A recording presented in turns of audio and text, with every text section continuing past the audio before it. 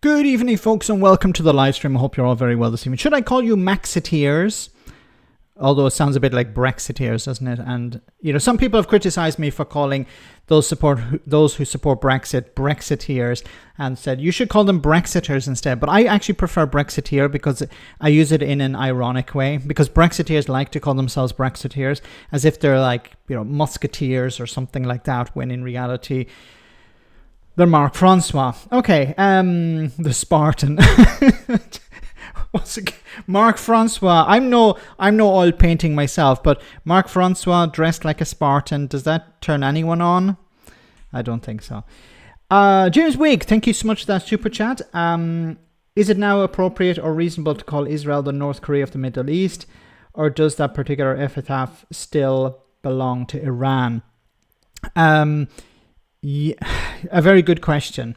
And I think it is a case that Israel is now becoming the North Korea of the Middle East. They're planning to probably annex Gaza. They're talking, first of all, about invading the rest of it, occupying it. They're saying that they're going to control it. Netanyahu was interviewed by Fox News this morning or yesterday, and he came out and said, yeah, we're going to take control of Gaza. It started out as, well, we're just going to we're going to engage in precision strikes to get the hostages out. Then it was, well, we actually have to destroy Hamas. And now it's, yeah, we want to occupy or control all of Gaza, not just part of it, but all of it. And then they're talking about handing it over to an Arab force. But what Arab force? What negotiations are taking place? Can Israel negotiate this? They'd have the support of the United States, but of course the international community would be against that. At least that, I think they'd be pretty much against that, because it would not be the Palestinian people who would be deciding, it would be somebody else.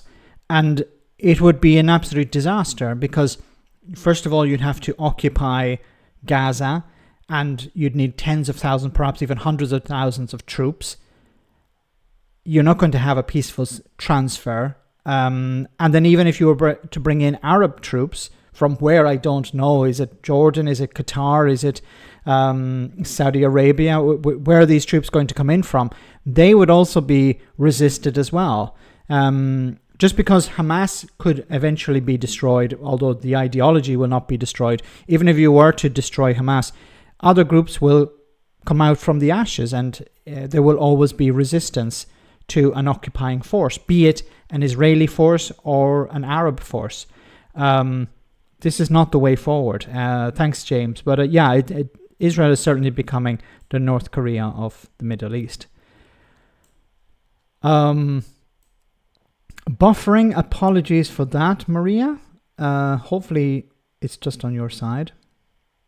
Call us whatever you like, Max. Well, Bill, I have a special name for you. No, I'm joking. I just call you Bill. William or Bill, like in Die Hard. Okay, so we're going to talk about a few different things tonight. What's happening on Gaza, of course. There's a landlord who is a Labour MP, was a minister. Now she's no longer a minister. Was it right for her to resign? She sent her letter pretty quickly to Keir Starmer. Was she pushed or did she leave? Also, what's happening with asylum seekers and a few other stories. There's one I want to cover if I can about rich people leaving, but it's a bit of scaremongering, I think. So the first was, I just want to touch on, is this one here. Isn't this a wonderful image? Let me see if I can make it a bit bigger for you guys to see. It's David Lammy. You can't really see because I'm in the way. Let me try and adjust this somewhat, and then I'll bring it back. It's David Lammy and JD Vance, and not a sofa in sight.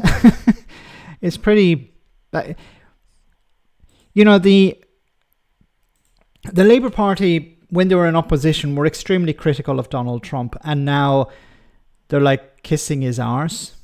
That big orange balloon they're kissing.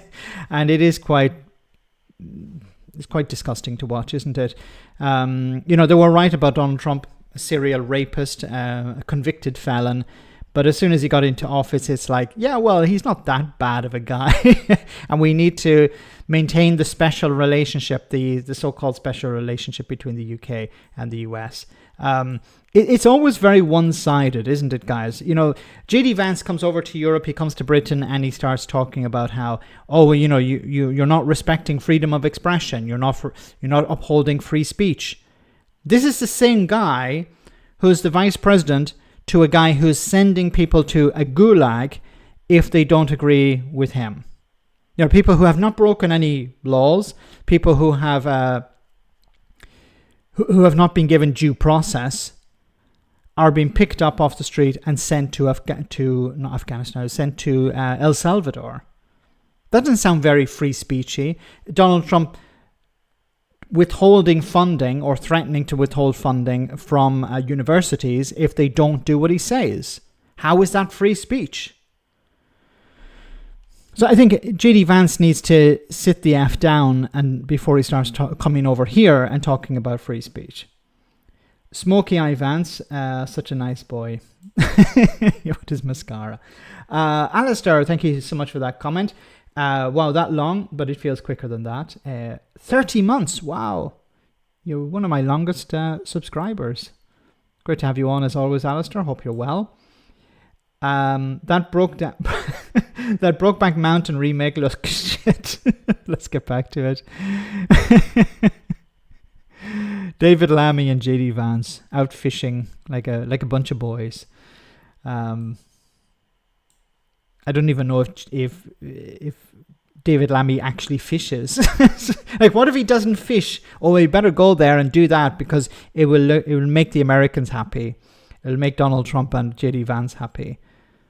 Isn't it quite sad?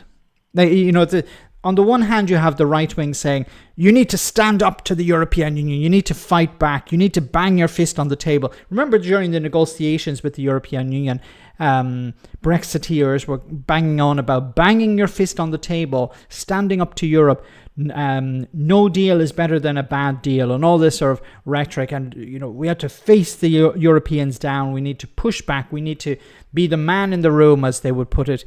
But when it comes to Donald Trump, no, you need to go there and you need to grovel. You need to go there and you need to kiss his arse.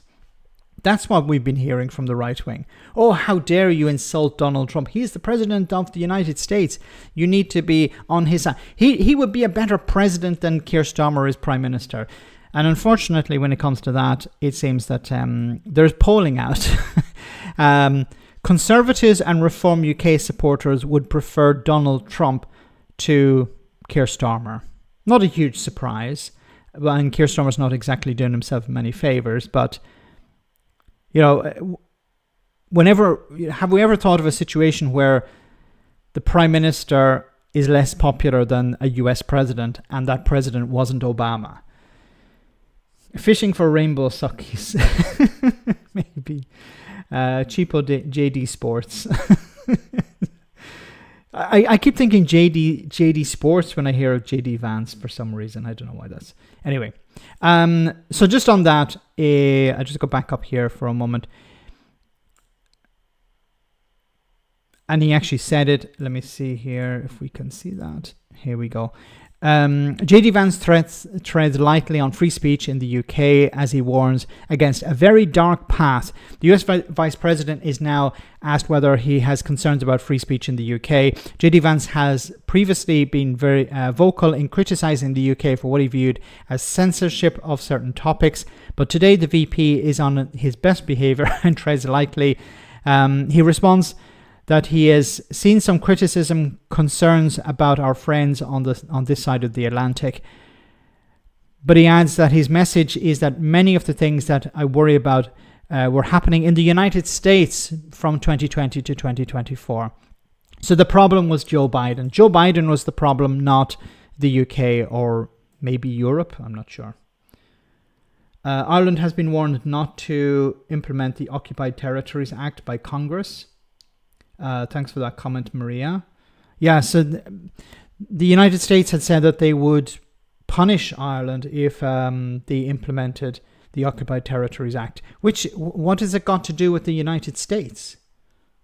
It's to do with Israel. It's to do with Gaza. I don't know whether they'll go through with that. Probably they will. They will punish Ireland for this because, some people who are critical of Israel in the United States, students or whatever, protesting, were lifted, and was one of them was deported recently. So, yeah, I wouldn't be surprised if Congress did impose some sort of sanctions on Ireland over that. Lammy is something else. His constituency is Tottenham. However, he doesn't live in Tottenham. I didn't know that. I thought he would live. This is the thing about ministers and MPs. They should live in the constituency, or they should have at least moved to the constituency before the election so that they can represent their constituents. If they don't live in the constituency, it's like, what's her name? Andrea Jenkins is the same. Andrea Jenkins, the mayor of Greater Lincolnshire, and she doesn't even live in the place as far as I know. What is the Occupied Territories Act? I haven't read into it. I don't know all the details, but I think it's in relation to criticizing Israel's occupation of the West Bank. And I think supporting sanctions on the country as well. Nadine Doris, as far as I can tell, work out, has never visited Mid-Bedfordshire. Wonderful. Yeah, one thing is about being parachuted in. One is never frigging visiting the place. But Nigel Farage is like that when it comes to Clacton. He didn't live in Clacton. He visited Clacton during the Brexit referendum.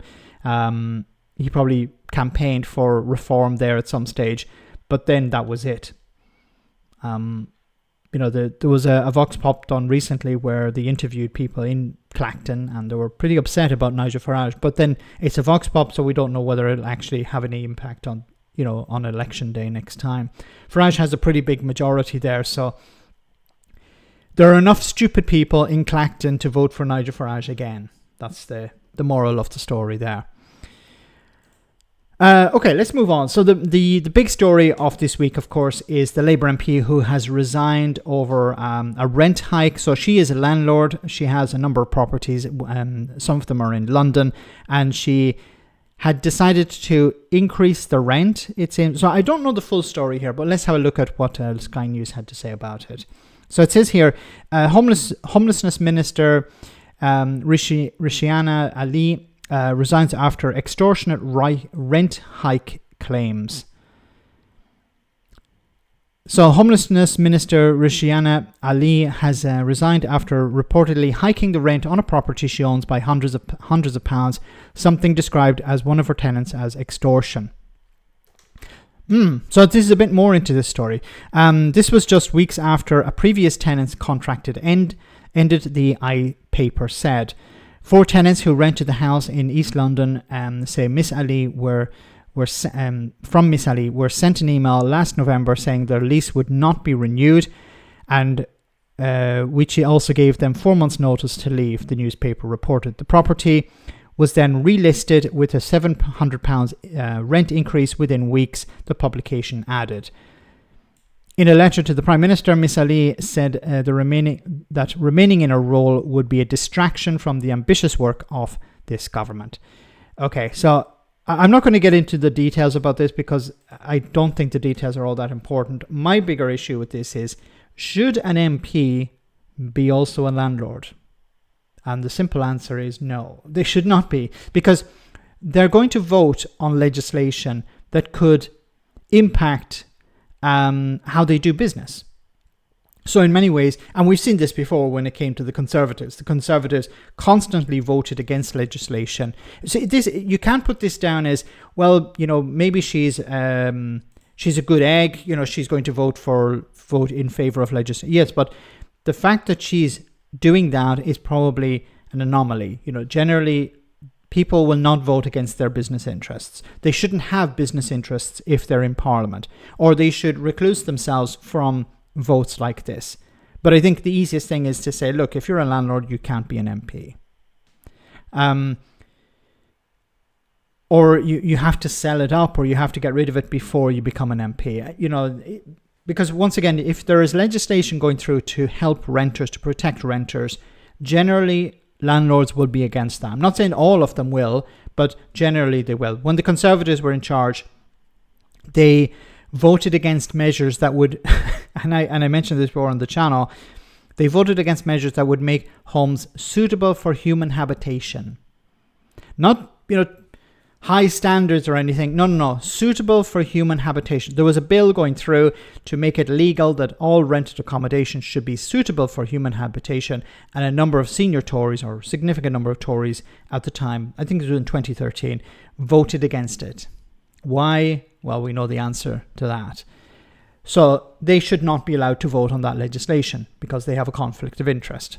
Now, some people will say, well, every MP is going to have some form of conflict of interest. But then I think there should be an onus on them not to vote on legislation if they have a conflict of interest. So you either get rid of the conflict of interest or you force with the whip against these MPs. These MPs should not be allowed to vote on these policies. I don't know if Parliament needs to change in order to filter out people like this, whether we have to rely on the political parties, which is probably not a good thing, because the political parties will say, well, we need this MP to vote, otherwise the Tories will be able to wreck it or whatever. So it would be better that people do not have conflicts of interest. Conflict of interest treating. The Health Secretary takes donations from the health companies. Lamy Foreign Secretary takes donations from Israeli lobbyists. Yeah, there's others doing similar things. Yes, why is West Streeting receiving donations from the private health insurance companies or private health industry? Why are they giving him money? Why have they given him thousands of pounds? Is it because they like him? Is it because they like the way he talks, his style? They like his hairstyle?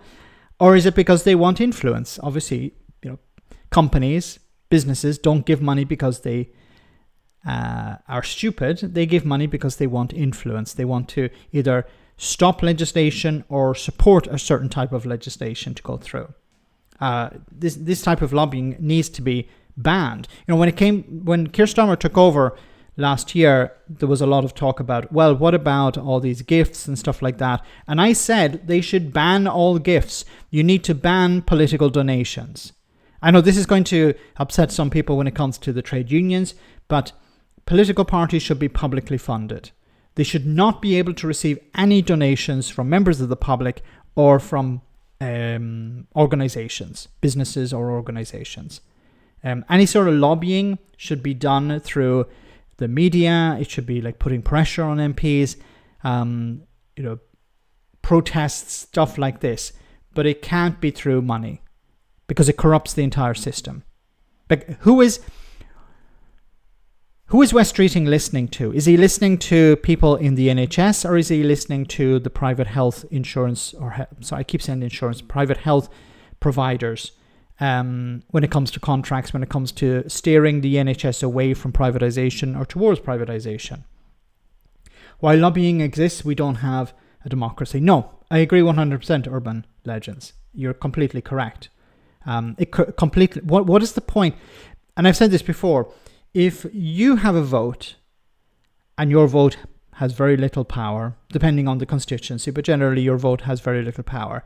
If somebody else can come in and say, well, here's 100 grand to an MP or a government minister to do something, who do you think has more power? You with your vote, or the donor with hundreds of thousands of pounds? We all know the answer to that. So what is the point in having a democracy if the MPs don't listen to their constituents, if they don't listen to the voters? They listen to who's giving them money. That's why they need to be banned. And you can't really make exceptions, because then the Tories, of course, would set up the Conservative Trade Union who will donate to the Conservative Party, and it would become, of course, a shell company just for, the fossil fuel industry or corrupt billionaires or whatever, just to funnel money into the Conservative Party. If they say, well, we have to make an exception for trade unions or something. Alistair, thank you so much for that super chat. As I stated, we need F1 jacket, yes, with sponsors that would that they'd have to wear when they're in Waste Monster, Max. Yes, Waste Monster. I like that. they should be at least wearing their logo, like sponsored by, Shell, sponsored by whatever the insurance company is. Stu, great to see you on the stream tonight. No landlords to be MPs also. Yes, it should be a minimum because there's a conflict of interest there. So you either allow them to be MPs, landlords to be MPs, or MPs to be landlords, but they must not vote on legislation that would involve a conflict of interest, or you just ban them from being MPs in the first place. I think the latter is easier than the former. No need for jackets, just stick the badges together. Just a jacket, a whole uniform of badges. Yeah, there's probably enough to go around. You don't need... If you stuck them on a jacket, there'd be no jacket left. Maximum yearly donation of £1,000 from any person or company or organization. That's a way forward as well. It's a stepping stone between here and banning donations altogether. So anyway, back to this MP this minister who has resigned. The optics are terrible. She was the homelessness minister and she's a landlord. And she was involved in... So the question has to be asked, and I asked this in the video today, who decided this was a good idea? But also there's another problem that has come up during the day. Where were journalists? When she was appointed to this position last year, why did the journalist class not come out and say, hey, wait a minute, she's a landlord? Because this information is publicly available. We know this is the I newspaper didn't have to make I don't think they needed a freedom of information request to get access to this information. So this information was publicly known. But the journalists are only jumping on it now, and the Conservatives are only jumping on it now. So the Conservatives didn't have a problem with it a year ago. And journalists were either asleep at the wheel or they didn't have a problem with it a year ago. But now it's a problem because obviously something has changed. She's selling this property. So the whole concept of her being a landlord is not a problem for the Tories or for journalists. The problem here is that she's kicking people out, it seems, and upping the rent. So they're missing the entire problem. The entire problem, of course, is she shouldn't be a landlord in the first place if she's an MP, and especially a government minister, and especially the homelessness minister. Tories don't know what homework is. Yes. She also lost some of her brief for cozying up to one of the companies responsible for Grenfell. I heard that as well today. She could have been gone then. But once again, she cozying up to the companies responsible for Grenfell, and she is the homelessness minister. I think she also had the brief of building safety. Grenfell, building safety. Like, you couldn't even make it up. Homelessness, landlord. Okay. Are there any honest politicians? Yeah, I think there are some honest ones. Don't ask me to name them, but there are some. I'm sure we can put out a freedom of information request for that.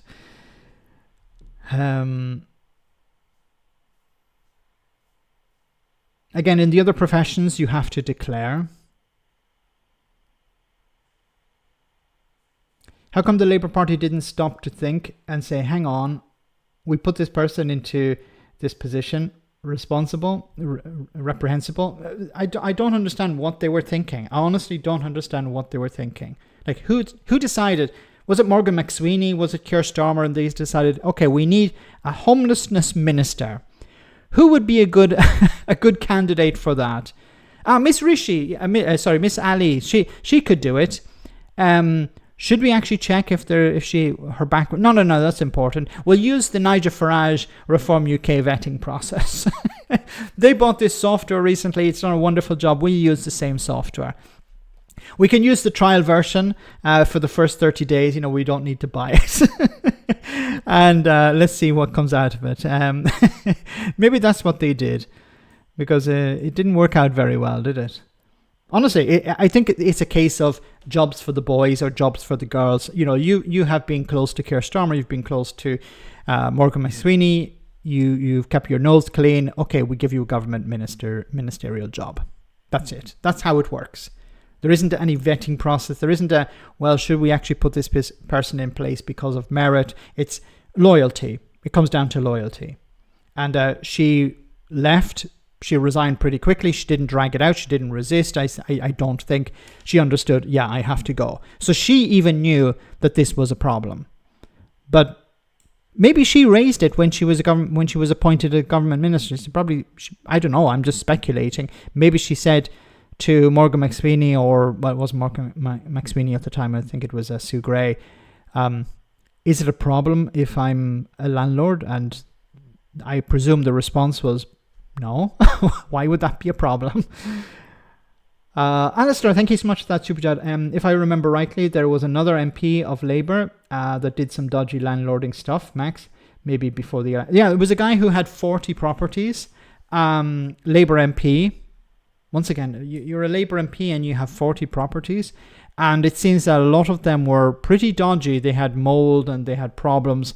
And of course, he said it was a letting agency that was responsible. Not my fault. I don't think he resigned over it. There was some pressure on him to resign, but at the end of the day, it was sort of forgotten. At least he wasn't a government minister. But once again, he's a landlord and an MP with 40 properties. How can you make these tents more flammable? Yes. Oh my goodness. That's probably what was discussed at those meetings. Thanks so much, Urban Legend, as well. Urban Legends. Just a little bit more on this, and then I will move on, I promise. I think it is important to cover this because it's going to be a story that's going to go on for a few days, and then it will be forgotten about because she has resigned. She tried to change things to benefit herself. No, but she didn't, Michael. Sorry, she didn't, actually. The opposite is true. She voted in favour of the law that would have made illegal exactly what it was that she herself was doing. So I don't think you can accuse her of... But it hasn't passed yet. Because if she voted to make something illegal that she's doing, then why did she vote for it? And why is she doing it? Now, I don't know if it... I think it's not unlawful at the moment. So why would you vote for something that you know is wrong and then do it? I don't know if she actually did this. See, there's very little information available on this. She was caught out and embarrassed, shamed by everyone. Christy, thank you so much, Christy, for that super chat. Yeah, it seems that she was caught out and she was embarrassed by this. Angela Rayner and the allotment story is... off it? Is off? What the F? Well, I don't know. There's just so many things going on. When it comes to politics, it's either feast or famine, and it's been famine for a few days, a few weeks, and then all these stories come together at the same time. Why was she in the position in the first place? A very good question, White Bleak. We don't seem to know the answer to that. Thanks, Christy. But she was caught out, it seems, and she probably hoped that this would never come out, or she was probably convinced by people within the party, within the government, don't worry, it'll be okay. Just as long as you don't do anything dodgy, you can remain in your position. Abusing her position, I think you can absolutely accuse her of pretty major hypocrisy, though. Well, look, listen, the bottom line is she knew how it would impact her tenants. Yeah, but what I'm saying is she basically, in terms of the law, she basically voted to potentially make herself worse off. But she was not worse off. That's the thing. She voted for a bill, but the bill hasn't gone through yet. The legislation hasn't been implemented. So that's pretty underhanded, no? Because if she agreed with the legislation, she wouldn't have done this. She wouldn't have taken this course of action. But it seems that she believed in the bill, but then ignored it when it came to her. What is it she's done wrong? Okay. Well, I'm not buying it. Why resign? Well, my suspicion is, and this is pure and utter speculation, that someone in Downing Street said this is an absolutely terrible look. We cannot have a homelessness minister who it's been reported has basically made 4 people homeless herself and then jacked up the rent by 700 quid because it looks terrible. Someone's had a word. Look, Rushanara, resign now. You'll be back in government at some point down the line. Make this story go away. Do us a favour. That's how these things normally work. And he's probably right. Yes, somebody said, "Look, you better go. Don't worry, we'll give you a job in a future administration, doing something else, and you'll be fine."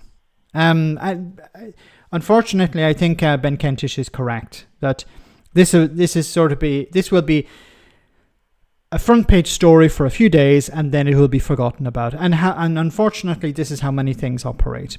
Front page story for a few days, a week maybe at most, and then the following week we don't even remember.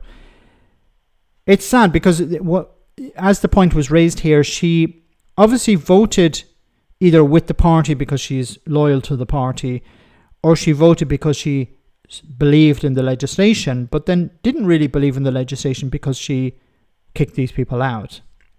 Stop the yachts, well said. Could be tax the rich. Could we tax the rich? You twat. Yes, definitely tax the rich. I'll get to that in just a moment. So moving on. Actually, we'll take a short comedy moment and then we'll be back in just a jiffy with more serious stuff. So hope you enjoy this. And then this should be quite interesting. I'm at the Brotherhood retirement home because I think it's a hotbed of terrorist activity. But nothing against retirees. My parents retirees are from a long line, but we have to look at the facts, and the facts are that the majority of people who are committing acts of terrorism under Section 12 and 13 of the Terrorist Act are over the age of 60, and people need to wake up to the fact that the elderly, who they know and love, are likely to be terrorists. I'm shocked by the images of Gaza, but I'm also shocked by the images of brainwashed pensioners looking very, very frightening at pro-Palestine marches. I totally support the right to protest, but I support the law more. And the law very clearly states that protest is not something we do in Britain anymore. Where'd you go? No, sorry, I went in. I went in earlier, and this nurse said that they were doing arts and crafts, and they were quite clearly making placards. They were clearly making placards. Just leave. I'm at the Brotherhood. Oh my goodness. Okay.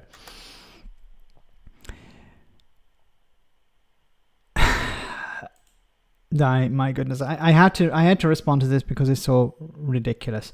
So, what is one of the arguments being put forward by the right when it comes to immigration is they're getting everything.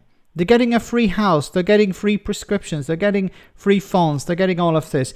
And here we have somebody from Talk TV pushing the same line, which doesn't make a lot of sense. Let me explain. You can get your travel to and from the doctors paid for. You can get contact lenses, you can get glasses. I mean, I have Vision Express take 45 quid out my account every month for my contact lenses. Where are my free contact lenses? Yeah, I know. It's not because you are working. So they're talking about asylum seekers here. So asylum seekers get free contact lenses, free dental care, free eye tests. I support the idea of everyone getting free stuff, but they can't get the normal service because they are not allowed to work. So if they have broken teeth, they can't go to the dentist and just pay their way. They actually have to get the treatment paid for them because they're not allowed to work. And the worst thing about all of these people who are on the right are like, well, we don't want them to be allowed to work. Why? Because that would create a pull factor. Yes, but we're talking about people who are already in Britain. We're not talking about creating a pull factor. If the people are already in Britain, then wouldn't it make sense to allow them to work? Then you wouldn't have to pay for all of these things. It's not really essential, is it? They can survive with a pair of glasses, right? Yeah. They can get wigs, they can get all sorts. Wigs? So, yeah, Can I complain about that? I feel seen. It's wigs. Would you like Terrible a free thing wig? to say. Where's my wigs? Yeah, I'm sat right here. He has to pay for So there's probably a case where somebody, maybe because they were, I don't know, receiving some sort of treatment, maybe it was a woman who received a wig.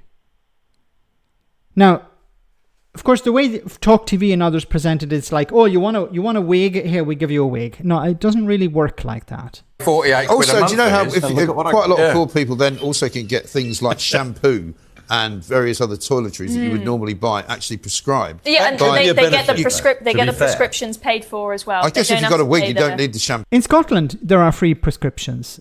Do these people support free prescriptions for English people? No, because they would call that a waste of money. Oh, look at all these lazy people living off the taxpayer. So when it comes to asylum seekers, they don't want them to receive free prescriptions. Obviously, they have to be free because they can't afford them. Why can they not afford? Because they're not allowed to work. But at the same time, when it comes to, well, how about free prescriptions for English people?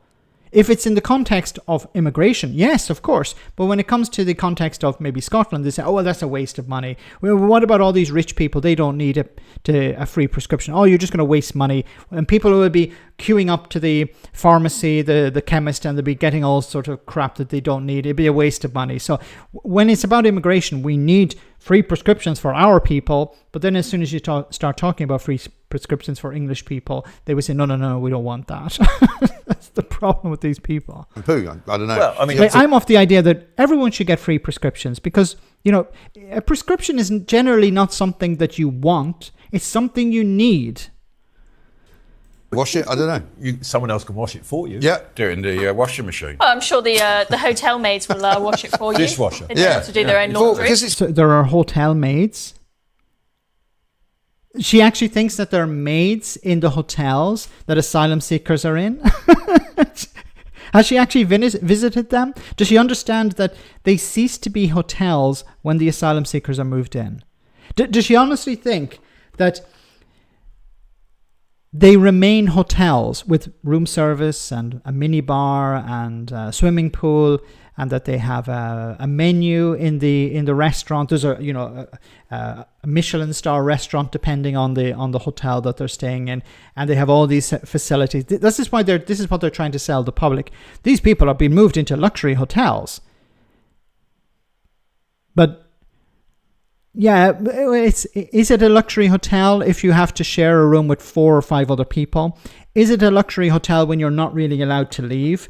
Is it a luxury hotel when there are no facilities apart from you have a bed and you get a meal at a fixed time? Like normally in a restaurant, in a hotel, you don't have to eat at a certain time. There is of course a window. You can eat within a particular window. But if you're an asylum seeker, dinner is at this time. If you're not here at this time, then you're not going to get the food. And you don't really get a choice. Okay, there isn't a menu. This is what's available today. There might be a very limited menu. There might be a selection. Maybe if people have eating conditions or something like that. But generally, it will be, this is what you receive. Now, it can be quite good food or it can be quite poor food, but it depends on who owns the contract to provide these facilities. And of course, if they're private companies, we know that they're going to cut corners because the asylum seekers are not really in a position to complain, are they?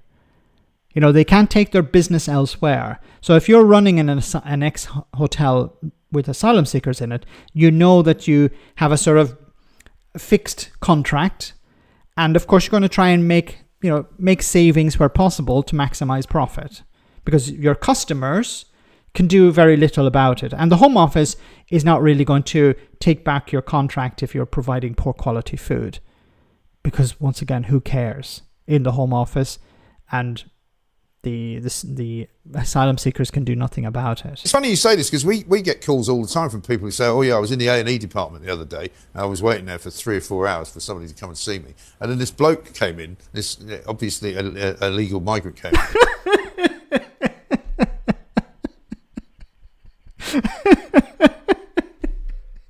Did he have like a t-shirt that says illegal migrant? This guy came in, he was obviously an illegal migrant. It's like, Jesus Christ.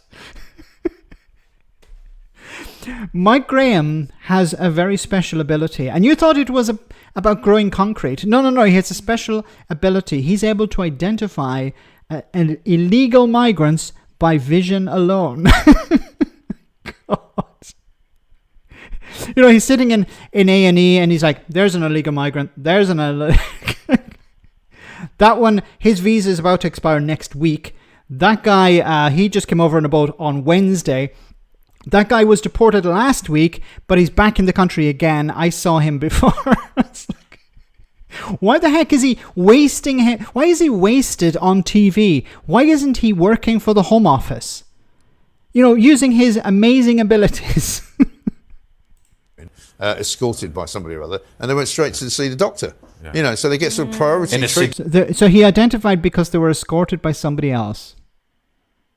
That's his way of identifying. So, somebody may be deaf, somebody has speaking problems, somebody maybe has a mental health issue and they need somebody with them. But obviously, if you go to the hospital with somebody else, it means you're an illegal migrant. Okay.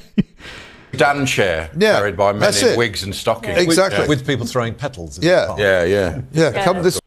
Sorry, people throwing petals. Okay. I understand that it's meant to be a bit tongue-in-cheek, plank of the week, but what they're doing is they're pushing a narrative that many people actually believe. One thing is, like, if you're watching a comedy show, very few people go to a comedy show and actually believe what the comedian is saying is true. Of course, the type of comedy may be joking on something that is true, some true event or whatever. But you're able to separate, okay, the comedian is saying this and this is the joke.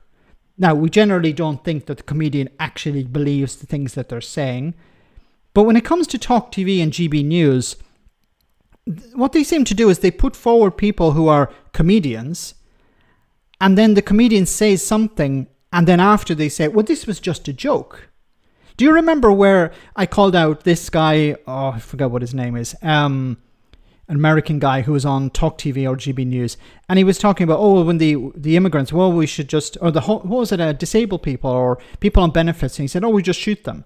And then later he came out and he criticized myself and others, and he said, I was just joking.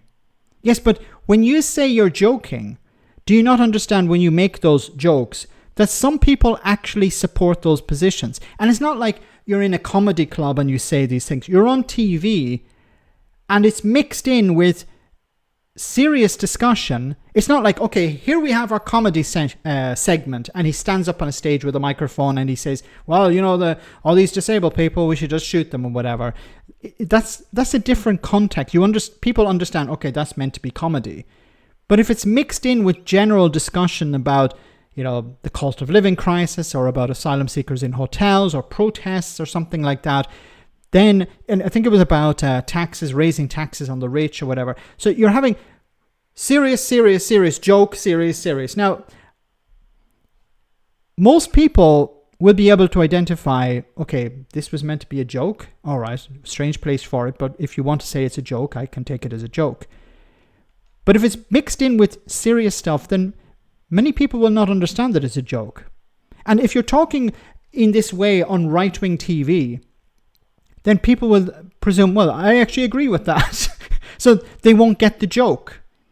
So who is the joke for? Is it for people who understand it's a joke?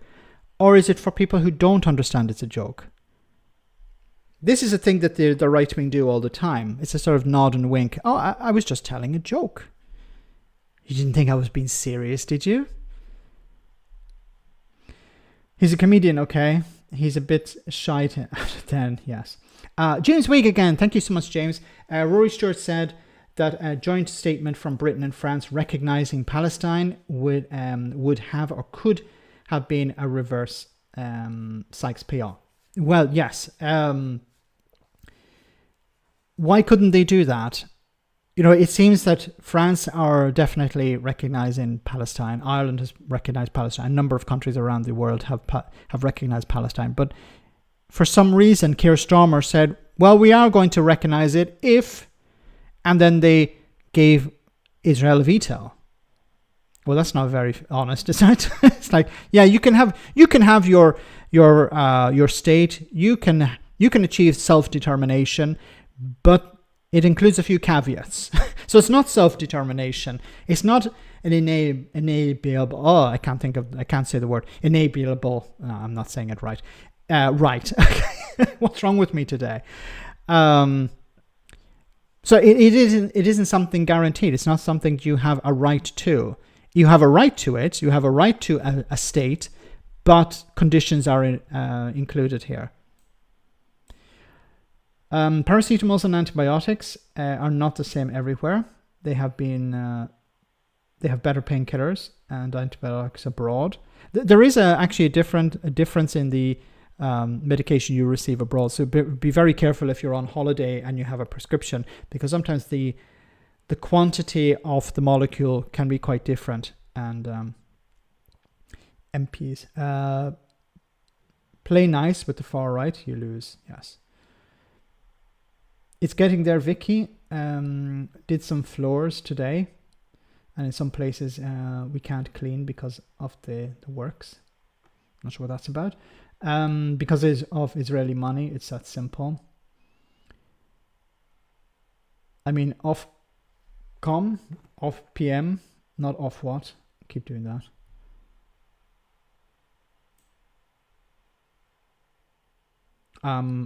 Yeah, I read James's super chat.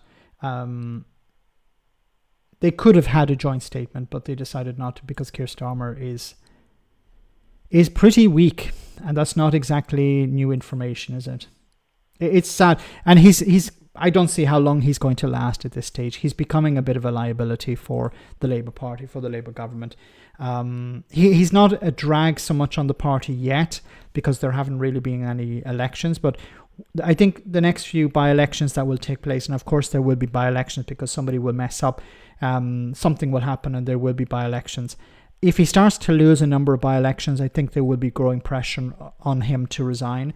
But who is going to take over? Who would you like to see take over from Keir Starmer, guys? Would it be Angela Rayner?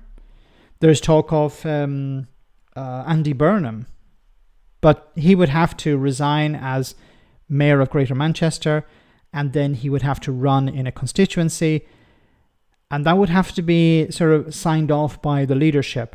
It wouldn't have to be Keir Starmer that would have to sign off on it, but it would have to have the support of the leadership. So the leadership would have to be in a position where they're like, okay, we need to get rid of Keir Starmer, and I don't think they're at that stage yet. So they would have to be supportive of that. Not West Streeting. I don't think West Streeting is in a strong enough position because he has a majority of like 5 or something. Literally 5. It's a very, very slim majority. I think he's in a few hundred. And he's likely to lose his seat at the next election. So that would be, an MP who's in a very tight position. You want somebody with a strong majority so they're not looking over their shoulder all the time. West Streeting is in that position. So I think it could be a problem for him. Say to your boss you want to sleep with his teenage daughter, then tell him it's a joke. See how well they take it as a joke. Yes, Peter. Maybe we should put it to that comedian on Talk TV or GB News. See how well he takes it as a joke. Although I think he's a Trump supporter, so sleeping with somebody's daughter, that's a different situation. But Trump doesn't have a problem with that. His own daughter. Ugh. I would go with Andy Burnham. Yeah, Andy is a great guy. Few disagreements with him when it comes to certain aspects of Brexit. I believe he's moved on from that. Second, Count Binface. I second Count Binface. Much better leader.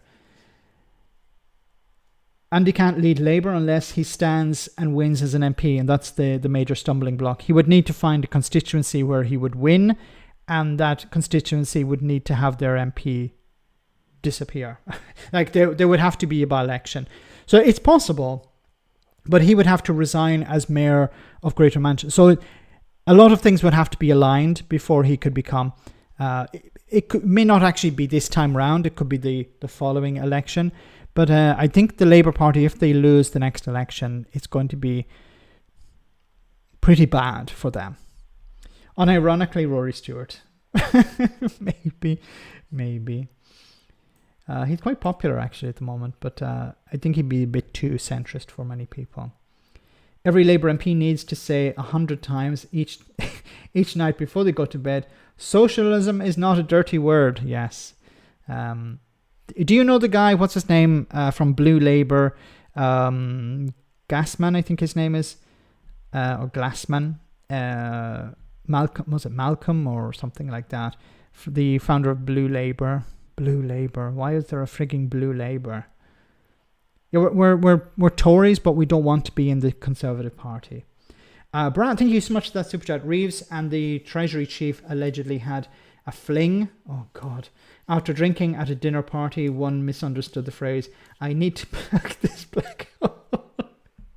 I thought you were serious, Brad. What's wrong with me thinking that Brad is serious?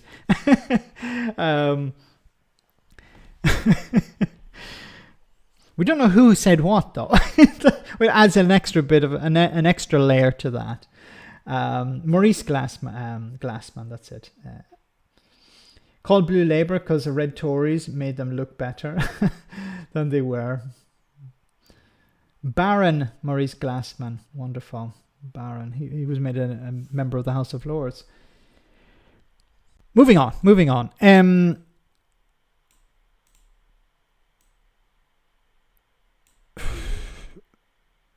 I said this many moons ago. I said it would be a bad thing. And,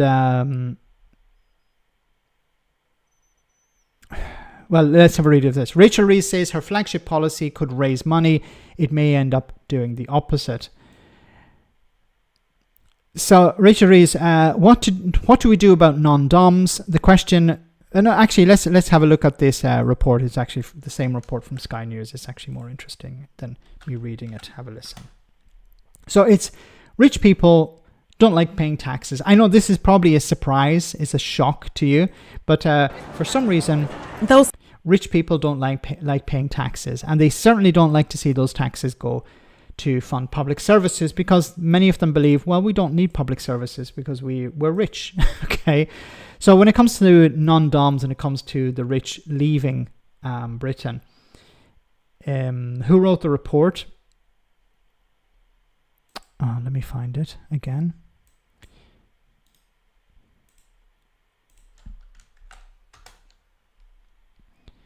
Gurpreet Narwan, Sky News correspondent, business and economics correspondent.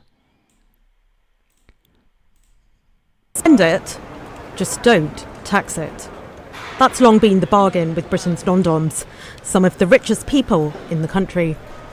But the government has changed its mind.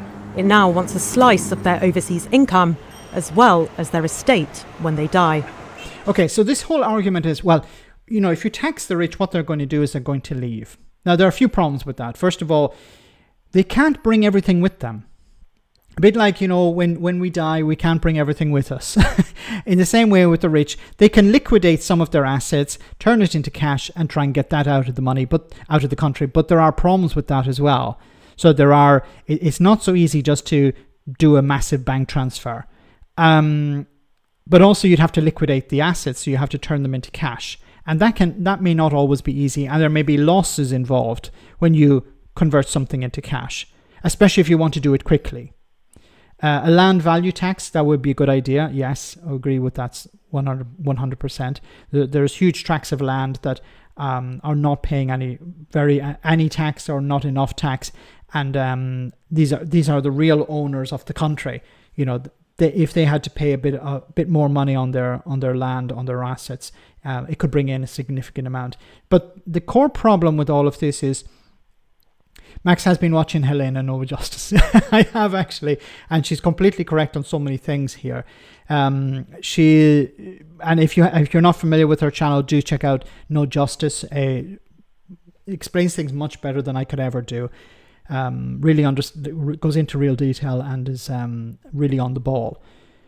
But generally, the problem with this is that this idea that, if we just tax them, that they're going to leave. But these are people who have succeeded because Britain has a social safety net, because Britain has a means for people to survive. People are able to live a decent life. So when the richest in society say, well, look, I don't need a social safety net, I don't need these things, the people who helped create your wealth do. And if the social safety net does not exist for them, this is actually going to impact you indirectly. So the richest in society will say, well, I don't need the NHS because I can just pay for everything. Yes, but the people who made you rich, the people who work in your businesses, the people who have contributed in order for you to get to where you are, do need these services. And if they're cut, they will not be able to survive. They will not be able to contribute to society, and then you will actually be worse off. So this is an argument. I don't know, probably other people have already made it, but this is an argument for taxing the rich more. It actually is in their benefit, because if the people who helped them accumulate this amount of wealth are looked after, then they will actually benefit. So this is Mayfair, the heart of prime London. This place has got a lot of pulling power for the world's super rich. But they're also a famously footloose bunch of people with little appetite to pay more tax. So how worried should Labour be? I'm about to meet South Africa's richest woman to find out. She says she's reluctantly relocating home to South Africa. And reluctantly. Reluctantly. You know, I don't buy this for a second. Because if you're making money in a place, and if the tax on that was much higher than if it no longer became feasible for you to live there, then I could understand, okay, I'm going to leave. But there's a huge cost in leaving, and it's not just about the transfer of the money.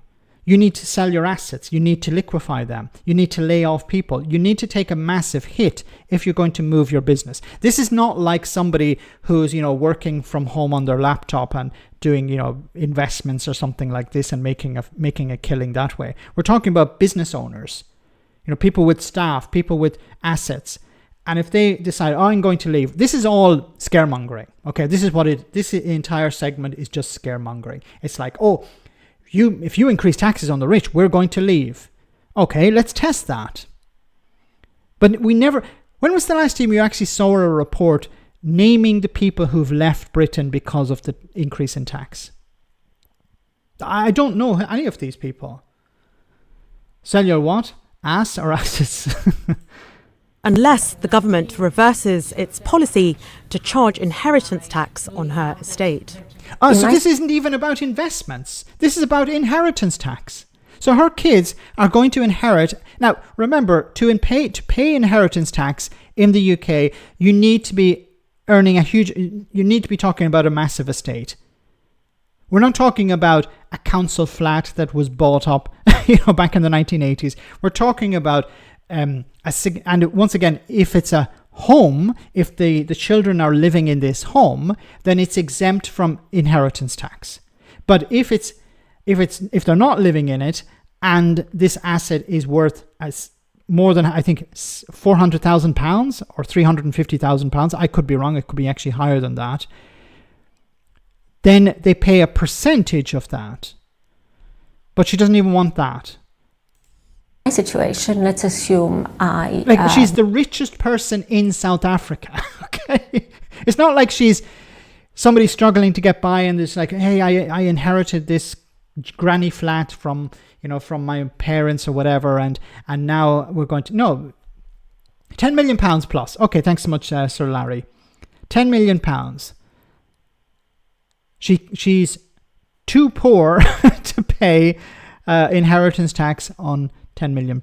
She's going to leave so she's going to trash her own business because she's afraid of inheritance tax. I don't believe that for a second. Died right now. My estate and the assets that I have in my trust would be subject to inheritance tax here immediately. South Africa has these kind of restrictions on free movement of cash out of the country. So, it's a situation where my children might not be able to settle the bill in the UK. A venture capitalist. Wait a minute. The assets are where? Are they in the UK or in South Africa? So she's saying that in South Africa, well, if the assets are in South Africa, then why would you be paying inheritance tax in the UK? Isn't there a white genocide going on in South Africa? Brave. Isn't that what Donald Trump was talking about or Elon Musk was talking about? Thanks, Urban Legends. Who has invested £500 million in UK science and tech startups. Magda is now threatening to take her investment elsewhere. And this is a pile of bullshit. Absolute, unfiltered bullshit. Because you do not pull an investment because you're not happy with inheritance tax. I don't believe that for 1 second. Because when you're investing in something, you look and see, is it a viable investment? Am I going to make money out of this? If the answer is yes, then you don't say, well, I'm going to pull my investments because of inheritance tax, because it's completely unrelated to the investments. It's scaremongering. It's about convincing the government not to do something. If you do this, I'm going to leave. Okay, let's test it. Let's see if you'll leave. Of course she won't leave. Because if she's making money in the UK, an inheritance tax would have no impact on that. Because she's making money there. Need money? Tax diagram sucks. Johnson's child support payments, Farage's wax jackets and the DUP's no. And Prince Andrew's air conditioning. I love you, Brad.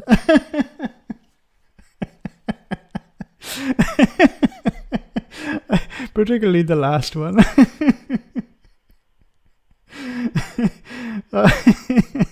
Oh my goodness.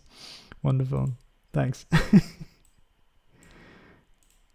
I was in the midst of raising a fourth fund to invest solely into the UK. We've had 100% focus on UK investment. I'm busy raising that money, and the message to my investors is we'll be deploying the capital around the world. We have this wonderful investment here.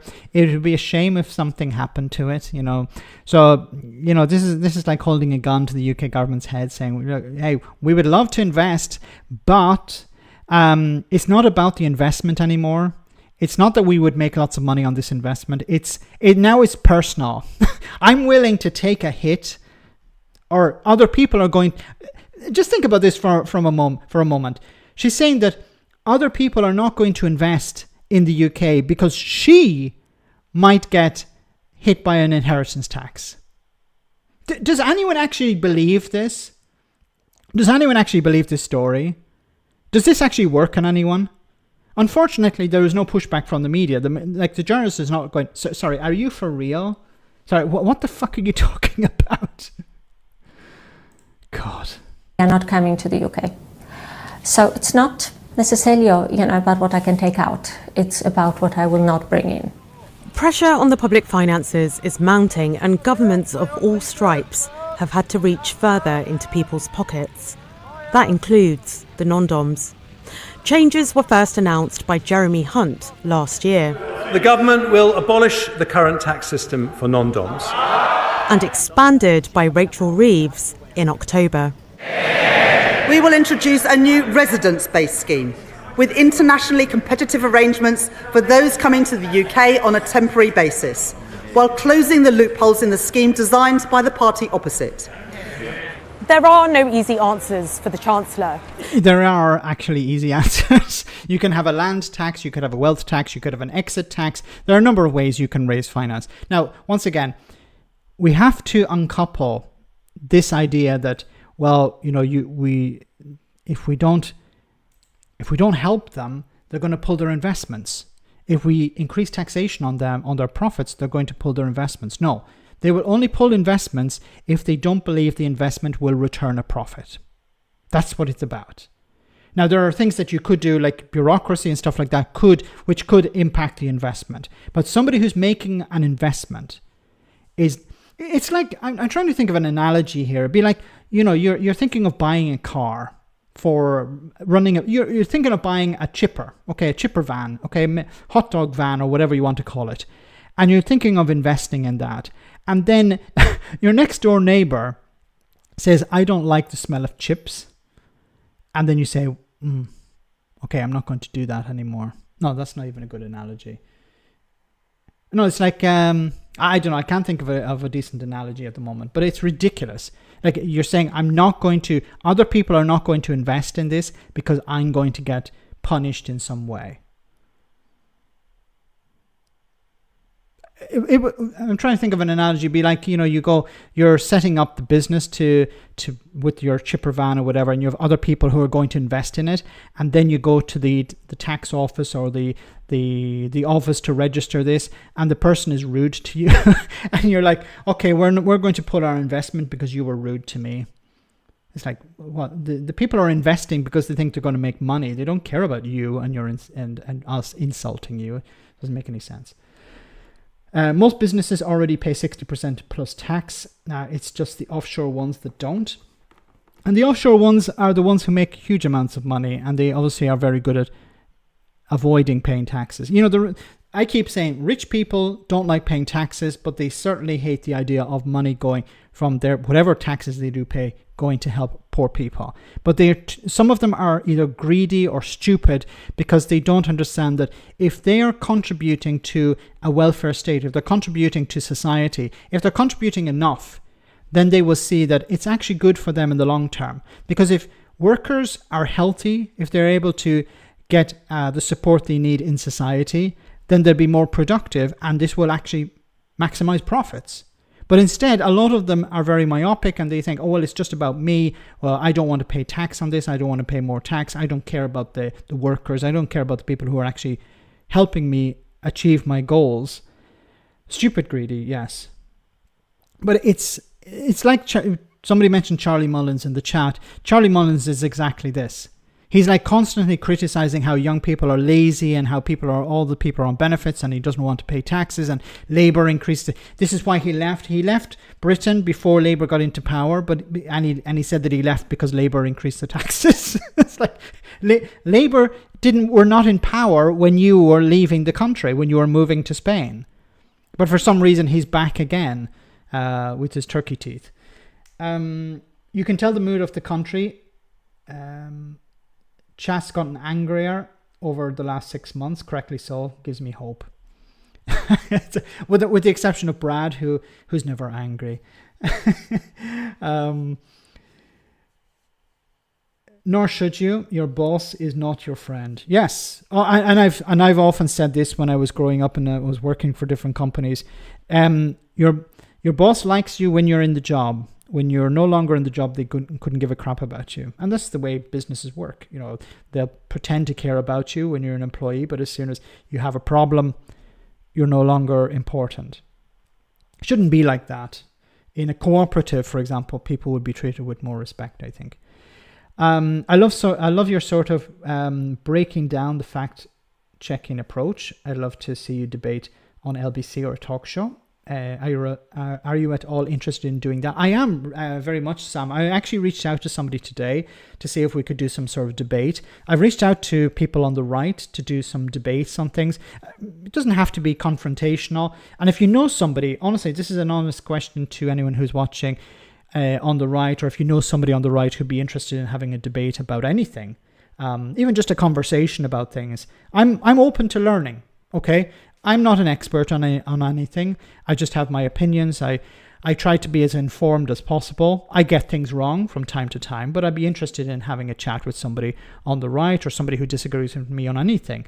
So it'd be more for you guys. It'd be interesting for you guys to see us joust somewhat, maybe a little bit of jousting, but also a bit of hopefully some decent conversation. So if you know somebody who has a YouTube channel, it doesn't even have to be a YouTube channel. We can set up a call.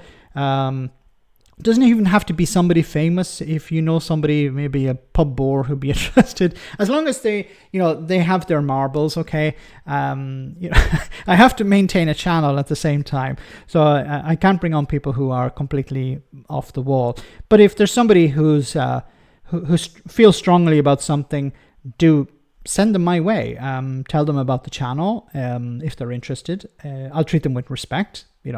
I try and treat everyone with respect, and perhaps it'd be interesting to have a bit of a debate, and we'll put it on the channel, put it on live if you guys want to watch it. So we'll see. The right are having marbles. Max doesn't want to be the new Mehdi Hassan. I'd love to be the next Mehdi Hassan, but I think he's a big fish. I wouldn't be able to compete with him. Look, and I'm not a big fan of that sort of made for TV type of debate, with a clock and stuff like that. No, I'm more of a sit down and let's have a conversation type thing. And then at the end, we can be friends, or maybe we can't, depending on the situation. Peter, thank you so much for that. I work in a cooperative, or I think co-op, sorry. And I've been working since February, and they still haven't fired me yet. Shh, they haven't copped on. I always say, what did I say? You can lie on your CV until you're found out. So you can do any job as until you're found out. As long as it's not brain surgery or something like that, don't do that. I read this week, this was shocking, that some companies are now, thanks Peter for that, some companies are now using AI to do interviews. I'm glad I'm not in the job market looking for a job at the moment. That could change in the future, but I can't imagine doing an interview with a robot, doing an interview with an AI. At least with a person, you can have a bit of a joke, or you can talk about something that you both like and maybe break the ice or something. But can you imagine doing an interview with an AI agent? It gives me the creeps. Just use an AI to do your side of it. Yes. And then you check in after an hour and they're discussing politics. AI slop will be hitting us left, right, and center. There was a story. I wanted to do it tonight, but I didn't get a chance. I couldn't find the clip. But there's a new clip, an AI clip. I think Reform UK put up, a local council put up, where there's a guy talking about immigration and he's using wrong data, but it's an actual AI avatar that's talking. It's not even a bloody politician. Reform UK will do exactly what Cambridge Analytica did with Brexit. I can guarantee they're going to be pumping the airways with AI slop. They're going to be putting all sorts of rubbish online. They're going to be presenting a lot of misinformation to convince people to vote for reform. And I hope that the other parties are prepared for that, because reform have no limits. There's no bottom of that barrel. You go way past Lee Anderson, you keep going before you get to the bottom of the barrel for Reform UK. So they're going to play. It's going to be Tory dirty tricks on steroids with a mix of AI thrown in. Guarantee it. They've already done it with Labour in Scotland. So guys, we're almost at the end of the stream. So I want to say thank you so much to everyone who came on tonight. Thank you so much for your super chats. Greatly appreciated. Thanks. No, that's not the video I wanted. Just a moment. Here we go. Thanks to everyone. Thanks to the moderators for doing a wonderful job as always. And I hope you enjoyed this. Oh, before we go, we have Peter, just before the end. Sorry, being off work because of illness, and they've been really good. Oh, that's good to hear. Not all bosses are bad. My boss is terrible. So guys, hope you enjoyed this. Remember to have a wonderful weekend, and I'll see you on Tuesday, same bad time, same bad channel. I'm trying to organize a live stream with a Green councillor that you may or may not know. A very interesting person. So I hope to have him on maybe on Tuesday, or I'll keep you guys posted on the channel. But I hope you enjoy this, and I wish you a wonderful weekend. Everything is great, you know. I was a skeptic at first when he said he was going to make everything great again. But wow, I had no idea just how great it was going to be. I mean, every day it's like, how much greater can this get?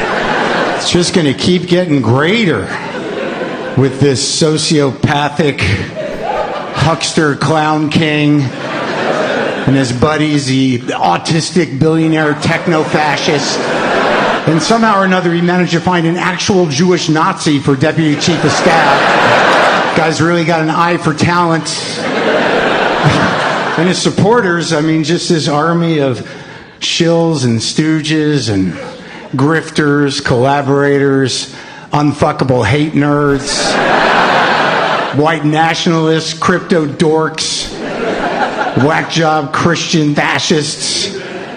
Yeah, and then there's just about like 50 million people who decided, I just like the guy.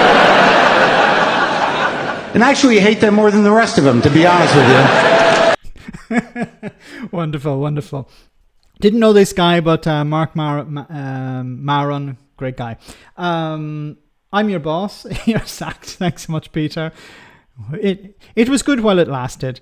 So have a great weekend, guys. I'll see you on Tuesday, same bad time, same bad channel. Stay safe, take care, and good night.